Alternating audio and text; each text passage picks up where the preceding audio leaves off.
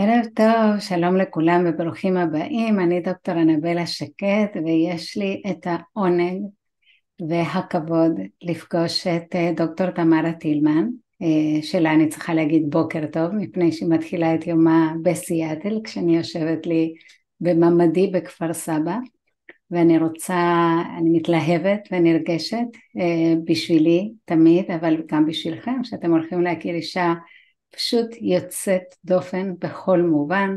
דוקטור תמרה טילמן היא רופאה כירורגית שבאמצע דרך עקב תאונה עשתה סלטה באוויר ונחתה להיות מומחית, עשתה דוקטורט על פרדיגמות ברפואה, ומאז היא לא מפסיקה לשבור פרדיגמות ולבנות חדשות, והיא עוסקת במיוחד היום מכל עיסוקיה בנושא של חדשנות. היא פרופסור לחדשנות באוניברסיטאות גם מסין, והיום אנחנו נדבר על חדשנות אישית, על איך אנחנו באמצעות הייחודיות שלנו, התרומה שלנו, אתם תשמעו היום מושגים כל כך מרתקים על התרומה שלנו שיכולה להיות לעולם כשאנחנו הופכים את המקריות למקוריות. שלום דוקטור תמרה טילמן, מה שלומך? שלום דוקטור אנבלה שקד, השבח לאל טוב, והעונג הוא שלי, מכיוון שמקריות הביאה אותנו למפגש בבוסטון לפני 10 שנים. משהו כזה. אוקיי, אז בואי ספרי לנו ככה ממש כמו הקדמה, מה in a nutshell, כאילו מי את, מה את עושה היום ומה הדבר המיוחד כל כך הזה שאת מביאה היום לעולם בסדנאות, בהרצאות ובמפגשים רטריטים, במפגשים יוצאי דופן עם אנשים יוצאי דופן.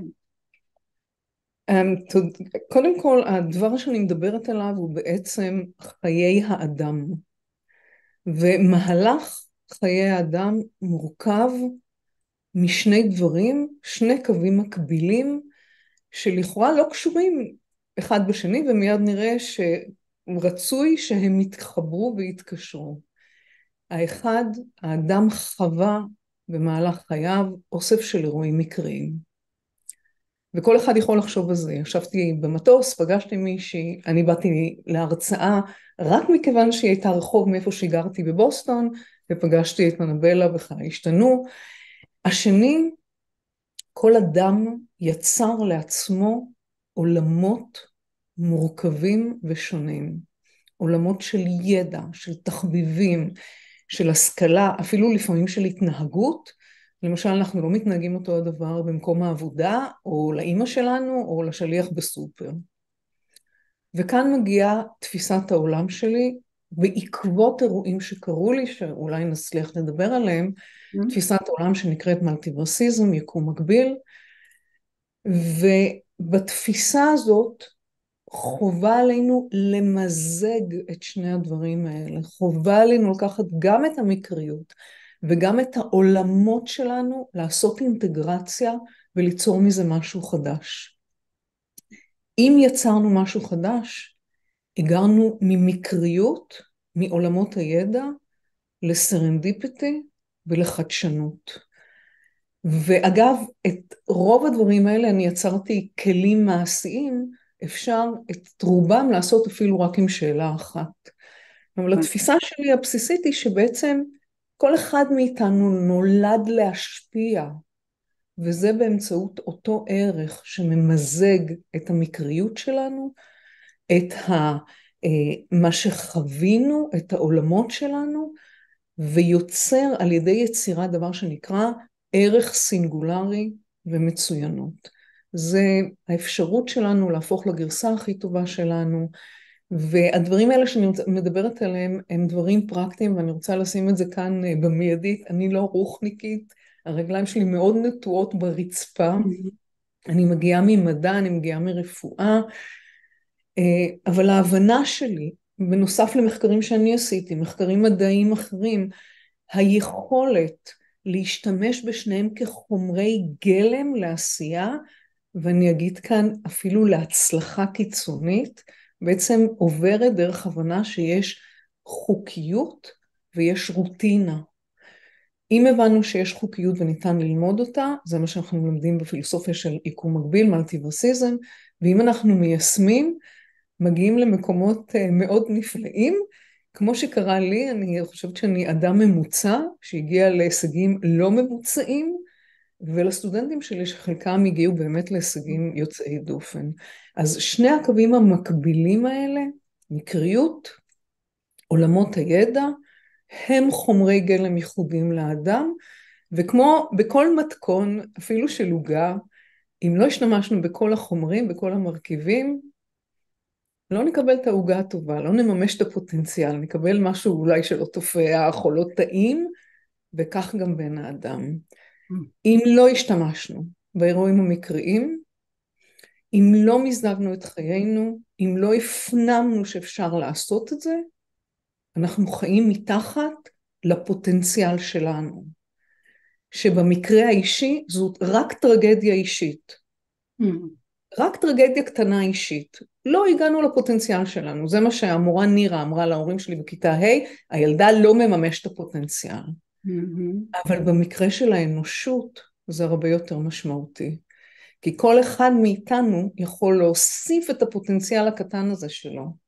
כל אחד מאיתנו יכול לתרום לעוד יותר ידע.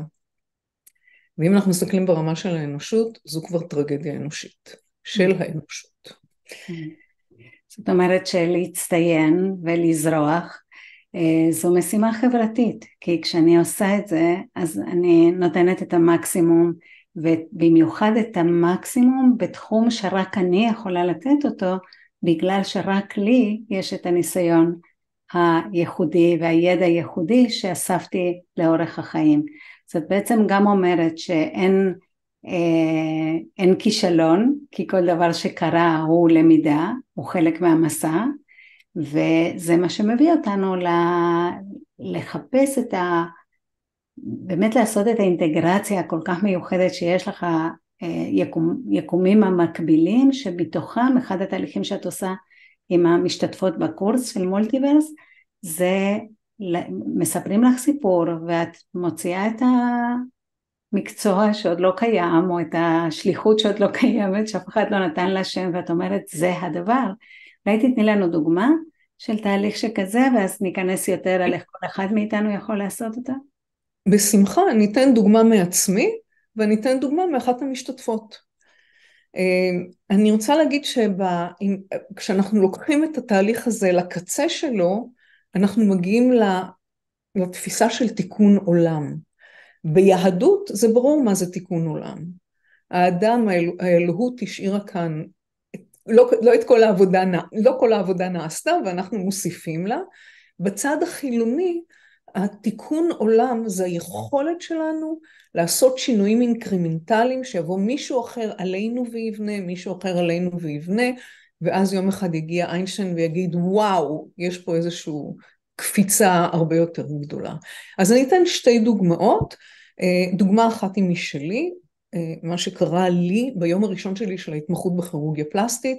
עשיתי את ההתמחות שלי בכירורגיה פלסטית בהדסה עין כרם בירושלים, וביום הראשון שלי להתמחות, יש כאן מקריות על מקריות על מקריות, אז אני רק אביא את השרשרת של המקריות כדי להבין שיש תרומה למקריות. המקריות הראשונה, אני הולכת לי ברחוב בתל אביב, פוגש אותי מישהו שמתמחה בהדסה עין כרם, אני כירורגית באיכילוב, מאוד אהבתי, הייתי כירורגית אצל פרופסור סקורניק, ובאמת לא יכולתי להיות בת יותר אהובה. תופס אותי ברחוב ואומר לי, וואו, היום מישהו עזב את ההתמחות בהדסה עין כרם, את רוצה שאני אמליץ עלייך? אמרת לו, בבקשה. ככה הגעתי להתמחות, באמצע השנה לא קשור לכלום, רק אם מישהו עזב את ההתמחות. אני מגיעה ביום הראשון שלי להתמחות, להדסה יש תהליך של חיול בכל מקום, ואני מגיעה אחרי 4-5 שעות למחלקה, אומרים לי, הלכו לי ייעוץ, קומה אחת למעלה, אני רצה למחלקה, למחלקה זה היה טיפול נמרץ, אני באה לשם, כל הכירורגים הפלסטיים, אגב, כולם היום, כל המתמחים שהיו יחד איתי, הם מנהלי המחלקות של כירורגיה פלסטית במדינת ישראל, אם זה דינה דאל, ואם זה, בקיצור, כל מנהלי המחלקות היום, היו המתמחים יחד איתי, ואנחנו מגיעים לשם, אני מגיעה לשם, ובמקרה יש איזשהו דיון על פציינטית, אני לא אלאה כאן בפרטים, כי זה פרטים טכניים רפואיים, אני רק אגיד שמנהל המחלקה, שאל אותי, מכיוון שנכנסתי, הוא אמר, ברוכה הבאה, תמר, את רוצה להגיד משהו? הוא שאל אותי שאלות שקשורות לפציינט, למחלה של הפציינט, ובאותו אירוע הוא אמר שני משפטים לא קשורים אחד לשני, שאחד מהם, בגלל ידע קודם שלי, אני מלבד רפואה למדתי גם כלכלה, והתעסקתי הרבה מאוד בגרפים, אחד מהם הבנתי שהוא לא נכון מבחינה גיאומטרית. ומיד הבנתי שגם השני לא נכון, למרות שהם לא קשורים אחד לשני. האחד זה שאי אפשר לסגור נגעים עגולים כשקורטים, למשל נקודות חן, כל מי שיש לו נקודת חן, יסתכל על הצלקת שנשארה, היא לא בגודל של הנקודה שהייתה, היא תמיד הרבה יותר ארוכה, זו הייתה נקודה אחת, ונקודה שנייה הייתה קשורה למידות וגדלים של הכריתה הכירורגית. עכשיו, אני יושבת שם, בהתייעצות הזו, ואני מסתכלת... את מתמחה, והוא מנהל המחלקה. כן, ומנהל המחלקה אומר משהו לא נכון, שני דברים לא נכונים, שברורים לי שהם לא נכונים, זה לא שהוא הולך להרוג חלילה את הפציינטית, על ידי זה שהוא אומר, הוא פשוט מצטט מהמדע שני דברים, ואני באותו רגע מבינה שיש לי שתי אפשרויות, או להגיד, אדוני טועה ביום הראשון של ההתמחות, מה שאומר מה? רעיון מעולה. ביי ביי, להתראות, נגמרה ההתמחות שלי. וגם אישה, לא, כן, ואנחנו מדברים לא בדיוק ב-2023, שזה גם לא שוס. נכון, אני הייתי המתמחה הראשונה בכירורגיה באיכילוב, והמתמחה הראשונה של מנהל המחלקה הזו בהדסה עין כרם גם כן.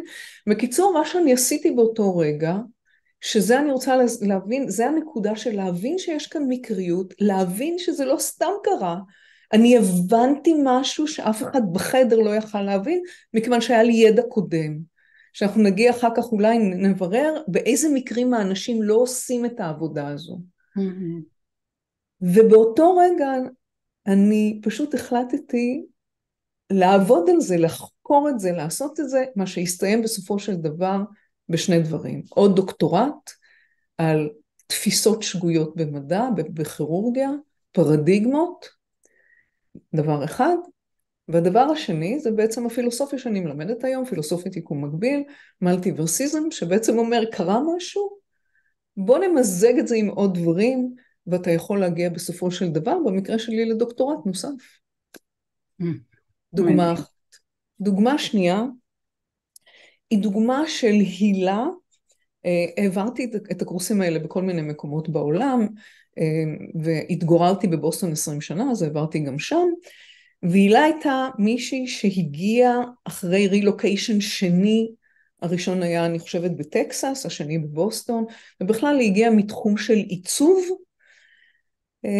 וגם היא מאוד אהבה את הדברים של הבית, היא עיצבה דברים לבית, היא לקחה רהיטים וצבעה אותם, היא אהבה לבשל, שורה תחתונה אחרי מיזוג של עולמות, היא הקימה חברה, לחברה קוראים סוויט תכיני, שהיא בעצם לוקחת סיפורים של בית, עם שימוש של חומר גלם מאוד מאוד ידוע במזרח התיכון, אבל אף פעם לא בצורת מתוקים, ויצרה חברה היום שעושה גלידות, ומשווקת בכל ארצות הברית. באמת הצלחה מאוד גדולה. וחלק מזה זה התהליך של המיזוג של העולמות, של המקריות של להגיע במקרה למקום שהוא מקום כל כך הייטק כמו בוסטון. אז האפשרות שלך לקחת את האירועים שקרו לך בחיים, עם הידע, עולמות הידע, היא להילה, האסתטיקה, המוצר, היכולת שלה לבנות דברים בצורה כל כך אלגנטית, אפשרה לה ליצור מוצר שהוא גם יפה, גם אלגנטי וגם טעים, וגם מביא לה את הזיכרונות של הבית, על ווין ווין ווין. כן. ומקסים, ומקסים. ובואי ספרי לנו, את אמרת שיש שאלה אחת, שאת קוראת לה שאלת טילמן, מן הסתם, שהיא שאלה שהיא אולי הצעד הראשון, או השאלה שאם נשאל את עצמנו בטח פעם אחת בחיים, אבל אפילו יותר מפעם אחת, לאן היא מגיעה? מה זה הסיפוק של השאלה הזאת? אז נתחיל קודם עם הסיפור של שאלת טילמן. אחרי שסיימתי התמחות בכירורגיה, אני אעשה fast forward, נסעתי לתת התמחות אחת במקסיקו, לתת התמחות שנייה בהולנד, חזרתי לישראל וקיבלתי לנהל שירות של ניתוחים של סרטני עור, ניתוח שנקרא מוס, שעל זה גם כן היה חלק מהדוקטורט שלי, על טעויות שאנחנו עושים בניתוח הספציפי הזה, והמצאתי טכניקות ניתוחיות חדשות, ויום אחד בדרך לעבודה נכנסת ברכב, האוטו טוטל לוסט, אני מאבדת את הזיכרון, אני מתעקשת לחזור לעבוד, כשאני מגיעה לעבוד יש לי שיתוק חלקי ביד, נופלים לי מכשירים. קיצור, הרופא שלקח אותי זה הרופא פרסונל, אחרי זה רופא שיקום, אמרו לי את אותו הדבר, קודם כל חודשיים תהי במיטה, ולפי מה שאנחנו רואים, יש מצב מאוד טוב, ששנתיים את לא יכולה לנתח. עכשיו, להגיד לי, לא לנתח, להגיד בכלל לכירורג, תיקחו איזשהו חבר שלכם שהוא כירורג, שיצא איתכם לחופש, בתוך 24 שעות הוא חולה. למה? כי הוא חי על אדרנלינים כל כך גבוהים, שכשאתה מוציא אותו לחופש, כל מערכת החיסון שלו קורסת. אני רואה שיעל עושה כן עם הראש, זאת אומרת שהיא ראתה דברים כאלה. אנשים, לא משנה כירורג, תיקחו כל אדם שהוא באמת מקדיש את חייו לעבודה, הוצאת אותו לחופש, זה לא בדיוק הנאה בשבילו. אז אני מקבלת את הבשורה הזאת שיש לי חודשיים במיטה, ושנתיים עד שאני אחזור לנתח, שזה באמת בשורת איוב בשבילי. גם ברמה האישית וגם ברמה של, את יודעת, אמא שלי נפטרה מסרטן מלנומה, ומבחינתי זו הייתה שליחות בריבוע לעשות את העבודה שלי. ואז אני יושבת לי וחושבת, וכך הגיעה שאלת טילמן. אני בעצם מבינה שאני רוצה להישאר אדם תורם בעוד שנתיים. אני עושה את מה שאני אוהבת, אני עושה את זה נהדר, אני לא יכולה לעשות את זה. ומה שאני חושבת, וזה הנקודה של מיזוג העולמות, אני חושבת קדימה, אינטגרציה קדימה, ראייה קדימה, ותכף אולי נזכיר בעלי חיים, כי יש להם יכולת גם לעשות את זה, אבל לא באותו אופן. ואני אומרת לעצמי, בעוד שנתיים אני רוצה להיות רלוונטית, אני חייבת להישאר רלוונטית. ואני אומרת, בואי נראה מכל הדברים שאת עושה היום, אולי את יכולה לחזק משהו, אולי את יכולה לשנות משהו, אולי את יכולה ללמוד משהו במשך השנתיים האלה, כמובן שלא בחודשיים האלה, כי הראש שלי היה סחרחר, לא יכולתי לקום, היה שם סיפורים, והגעתי למסקנה שאם אני אלך לתחום של מנהל ברפואה, חלפו שנתיים, וכנראה אני אגיע עדיין למקום טוב, אני עדיין אוכל להשפיע, אני עדיין אוכל לעשות דברים, וכך היה, ובעצם שאלת טילמן נבנתה בגלל האילוצים שהיו לי, המקריות של האילוצים, זה לא שייך אליי בכלל, אילצו אותי להיות חודשיים במיטה, ושנתיים לא לנתח, ובמסגרת האילוצים האלה אני הבנתי שאני צריכה להסתכל במשהו בצורה ביפוקלית. כולנו יודעים לשים מטרות ולרוץ למטרות קדימה. כאן אני אומרת בוא נגזור את זה קצת אחורה. מי האדם הזה עם הערך המיוחד שאין היום שאתה רוצה להיות בעוד שנתיים? מי זו בת האדם הזו שיכולה לתרום ויכולה לעשות דברים שהיא לא עשתה היום?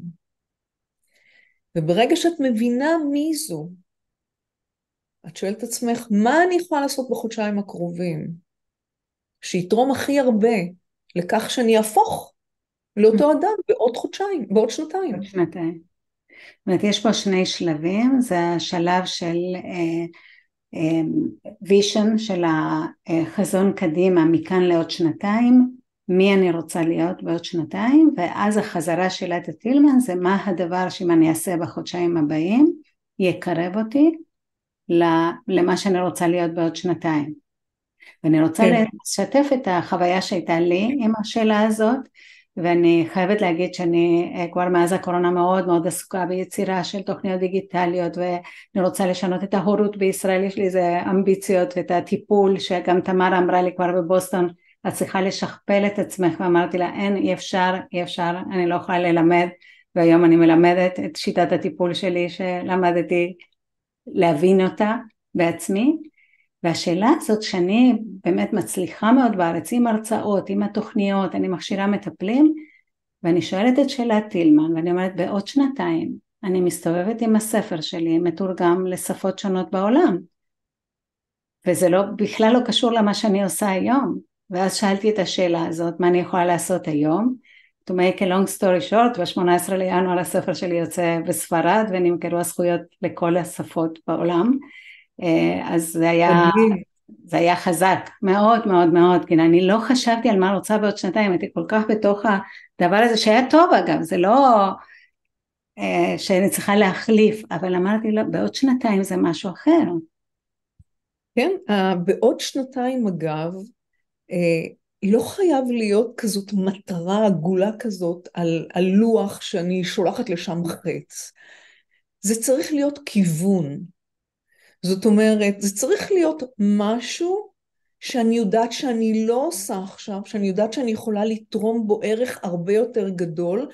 אני אביא אותך, אנבלה, כדוגמה, לך יש כמה וכמה כובעים. הכובע אולי הכי ענק שלך זה, יש לך הבנה של פילוסופיית חיים של אדלר, שאני חושבת שיש למעט מאוד אנשים הבנה ואיך לעשות את זה בפרקטיקה.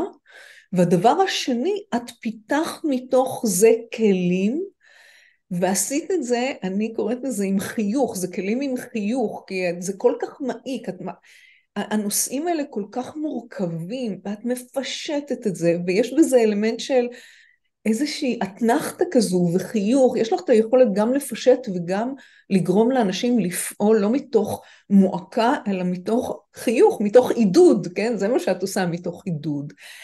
אז היכולת הזו ללכת ולהגיד, היום בעוד שנתיים, אני רוצה לתת את זה לעוד אנשים. את מביאה את הידע שלך היום לעולם הספרדי, לעולם שדובר ספרדית, שסליחה, אדלר לא בדיוק היה שם כוכב אף פעם, והיכולת שלך, עם השאלות שלך, עם הספר המצוין שלך, שלה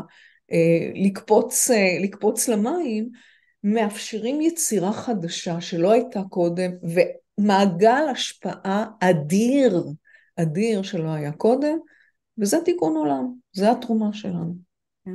וזה מתחבר בעצם, את אומרת, וזה כל כך מתאים עכשיו לתקופה, שהחיים טולטלו, חלק מאיתנו, את אמרת, אותו נכנס בי, התנגש, עצר את החיים, כל מה שחשבתי שאני אהיה, כל מה שרציתי להיות, הוא לא אופציה יותר, בחלק מהמקרים, והשאלה שמעסיקה אותך זה איך אני רלוונטית בעוד שנתיים, ואני אעשה משהו שאני אוהבת ואני רוצה, ויש פה כל כך הרבה כוח של ריפוי ושל שיקום ושל צמיחה, שזה מה שאנחנו עושים עכשיו. אני קוראת לזה החקלאות של הנפש, שיסודה זה להפוך חרה לדשן, ואנחנו במקום הזה, ומכאן ככה אנחנו רואות מולנו את השעון שעובר, כנראה שהאיצו אותו בכוונה, כי מבחינתנו רק התחלנו להתחמם פה, אבל בואי נעשה איזשהו סדר. אדם עכשיו שמקשיב אלינו ונמצא או בצומת, אני חושבת שאף אחד לא באותו מקום שהיה לפני 7 לאוקטובר 2023, אולי אתם שומעים את זה כמה שנים קדימה, אז אני גם מדברת אליכם. ועכשיו מה שאלת הטילמן של מדינה, ולאן ניקח את זה? מה התפקיד שלנו? את נמצאת בסיאטל, את פוגשת את האנטישמיות הגדולה בעולם, יחד עם גם קבוצות שמנסות לעשות משהו אחר? אז אני אענה כאן בשתי רמות, אני מקווה שיהיה לנו מספיק זמן, בסדר? קודם כל ברמה האישית, ואחר כך באמת ברמה שלנו, היהדות, הישראליות. ברמה האישית, רוב האנשים לא מגיעים לעשות את הדברים האלה, כי הם לא יודעים את הדרך, הם לא יודעים איך לעשות את זה. בשביל לעשות את מה שדיברנו, בשביל למזג את העולמות, בשביל להבין שמקריות היא לא סתמית, אתה צריך 3 דברים. אתה צריך ערנות, שאת זה אפשר לתרגל, ויש רמות ערנות, שגם את זה אני מלמדת. עוד פעם, לא רוחניקיות, יש ידע, יש לנו מאגרים של ידע שאף פעם לא נגענו בהם, כמו מה שאת לא יודעת, שאת יודעת, וחייבים לעשות פעולות מסוימות. אלה שלושת המנגנונים כדי לקחת את המקריות שלנו ואת העולמות שלנו ואיתם לפרוץ קדימה. אז עכשיו בלפרוץ קדימה, כי באמת אנחנו בנקודת זמן רעה, קשה, מורכבת, שלא ראינו קודם, באמת אירוע game changer לחלוטין. יש לנו מצד אחד, נפגשנו ברוע, ברשע, אני נתתי איזושהי פרזנטציה שבו אמרתי, בהאג אין להם אפילו סעיף למה שקרה. זה מסוג פשעי המלחמה שלא ראו אף פעם. אז נפגשנו ברשע מצד אחד. מצד שני, התעוררה אנטישמיות עולמית בצורה שאנחנו פשוט לא מבינים אותה. האלמה מאטר שלי, שזה אוניברסיטת הרווארד, צעדות של 34 קבוצות, היהודים לא יכולים ללכת לא עם מגן דוד ולא עם כיפה ולא עם הרבה מאוד דברים אחרים. ולכן על הדברים האלה יש לנו איזושהי עבודה לעשות כאן. ואני אומרת, אני כיהודייה, כישראלית, יש לי את שני הכובעים האלה, האדם צריך לחזק את המידות הטובות שלו, virtues, לפתח character, לפתח, כל אחד מאיתנו יש משהו שהוא חיפף. אם זה לא חסכתי, אם זה לא באמת היה לי חשוב האוטונומיה שלי, אם לא באמת תמיד דיברתי אמת, אפשר ללכת לבנג'מין פרנקלין, אדם מרשים ביותר, שיום אחד קם ואמר, אני חייב לחזק את המידות שלי, בחר 13 מידות, ועבד על זה כל שבוע, וכדאי גם ללמוד על חייו. זה דבר אחד. הדבר השני, אל מול בורות, אל מול אנטישמיות, פועלים רק על ידי מצוינות. אנחנו טובים ואנחנו צריכים אותנו. את זה אגב למדתי מהמנהל מחלקה שלי באוניברסיטת הרווארד, פרופסור דיוויד שוגר בייקר, שהיה חדשן מעין כמוהו, שגם כן מיזג כל מיני עולמות, ויום אחד קם מישהו ואמר, הניתוח הספציפי שהוא עושה, הוא לא ניתוח, אלא הוא מחלה בעצמו. החולים היו מאוד קשים, היו חולים עוד יותר אחר כך, והיו ניצלים. מעט מאוד אנשים הבינו את המעבר הזה, ויצאו נגדו, ואז הוא אסף אותנו, את הפקולטה, והוא שאל אותנו מה לעשות, כל אחד נתן תשובה יותר טובה מהשנייה, ובסוף הוא עצר והוא אמר, לא, אני אמשיך לעשות את מה שאני עושה, ואני אהיה עוד יותר מצוין, עוד יותר טוב. היום הניתוח שלו זה הסטנדרט ברפואה. אז אני מסכמת ככה לקראת סיום, את אמרת, הדבר הראשון זה הערנות למקריות, הדבר השני מצוינות, ערנות, ידע, פעולה, מצוינות, חיזוק של המידות הטובות שלנו, ובסופו של דבר לשמור על וולנס, לשמור עלינו. אנחנו, הגוף שלנו זה כלי, אנחנו חייבים במיוחד בעיתות כאלה, לנשום, אם זה לנשום נכון, לנשום טוב, להוריד סטרס. לנשום בכלל. לנשום בכלל, כן, לכל אחד מאיתנו תקוע עכשיו אגרוף באמצע הבטן. ממש, ממש, זה תיאור כל כך נכון. אז תמר, אנחנו מגיעים לסיום, וזה נשמע רק כמו התחלה, ואני שמחה שאני מקווה שהרבה אנשים יזכו לראות איזו תפיסת עולם כל כך עשירה, כל כך ייחודית, כל כך אופטימית, שלא מתעלמת מהקושי שלו, היא לא נאיבית, אלא כמו שאמרת, מחוברת על הקרקע, נתמכת במדע, אבל כן הראש או האתגר הוא השמיים, ושום דבר לא יעצור לשם. יש לנו 30 שניות, אז אולי יש לנו יכולת להוסיף גם את הנושא של הליכה בטבע, לא ניכנס להליכה בטבע, אבל ממש בחצי דקה, דבר שאפשר לעשות ממחר. אז זה חלק, העלית את זה, זה חלק מהפילוסופיה של מולטיברסיזם, זה החשיבות שלנו לחזור לטבע. אנחנו בעל חיים, אין לנו מותר על פני בעלי החיות, קהלת אמר את זה, אנחנו נושמים אותו הדבר, אנחנו מתים אותו הדבר. לטבע, הטבע בעצמו הוא משאב, כשהייתי בסין התעסקתי הרבה עם דאואיזם, וההבנה, לאדם במזרח לא צריך להגיד את זה, לנו, לאנשים במערב צריך להגיד את זה. בטבע יש לך יכולת להתחבר לרעיונות, זה ביומימיקרי, לראייה של דברים בצורה אחרת. אני לא יודעת כמה מכם נכנסו למקלחת, וכשיצאו מהמקלחת היה להם פתרון. הלכו לטייל בים, חזרו בחזרה, איך לא הבנתי את זה קודם? למה? הטבע הוא בעצמו משאב, אם לא השתמשנו בו, כמו שאמרה המורה נירה בכיתה ה', הילדה לא ממש את ניצלנו את הפוטנציאל. הפוטנציאל. אז תצאו לטבע, להתחבר למקום, תזכרו שעם כל כמה שקשה אין סגר. תצאו, תתחבקו, תיפגשו ותפגשו את העיניים. תמרה, כרגיל, עונג, זכות גדולה להכיר, ואני כל כך שמחה לשיחה.